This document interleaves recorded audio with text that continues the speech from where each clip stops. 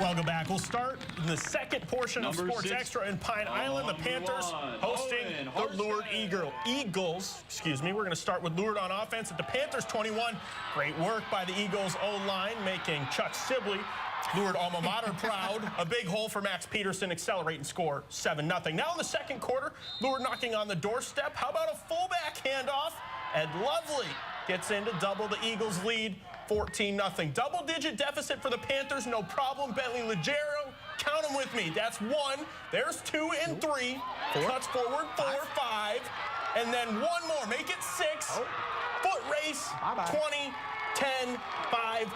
Touchdown. Leggero, at the end of the first half, 16 seconds left, bounces outside, punches it in for his second tutty of the night, bringing it even. Or so we thought. Pine Island misses the point after attempt. That was the only point scored in this one. A scoreless second half all around. Lourdes wins 14-13. Stewartville, they win big, 50-0 over Red Wing.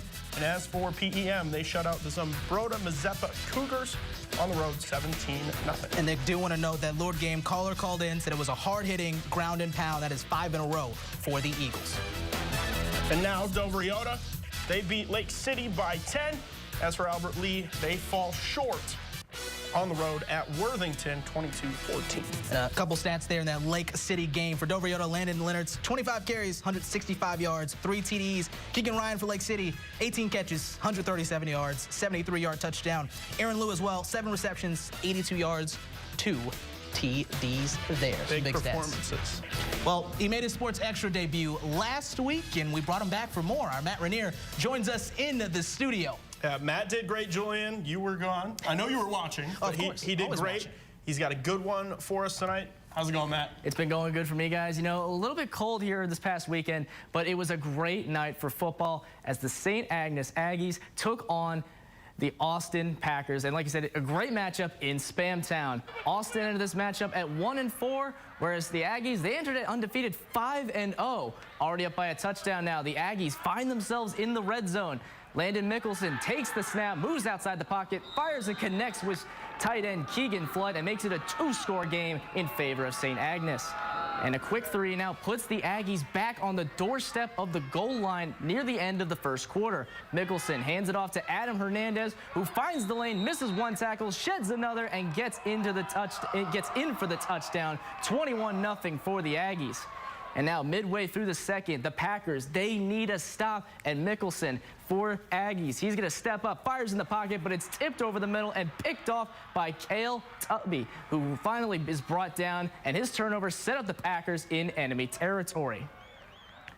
Now, that was a great defensive play for the Packers, but it's going to be the Aggies going on the road to stay undefeated, taking down Austin 42-7. Still waiting on that score for the Falcons and the Windhawks.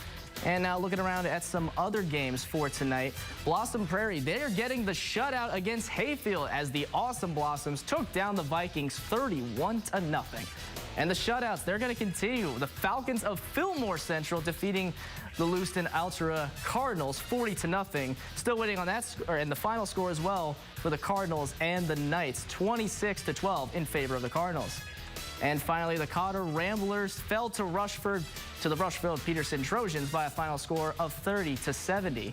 And that's going to be all for me here in the studio. Julian and Nick, thank you guys again for having me on. It's been fun as always. Back to you. Thank you, Matt. Always love having you on. What a night of action. Still got some more ahead. Here are some more scores out of 9-man here. Lanesboro beats Houston there 20-16. It's a big win for the Burros against a really good Houston team. Their first of the year. First of the year. Great game there. Thank you, Nick, for that. No score in from Mabel Canton and Grand Meadow there in Southland or ACGE. Well, we still got a whole lot for you coming up here. Still have to show you our KTVC Play of the Week. Plus, a unique story of one broadcaster, his story, career goal, and the obstacle put in front of him in the spring. We'll bring it to you after the short break.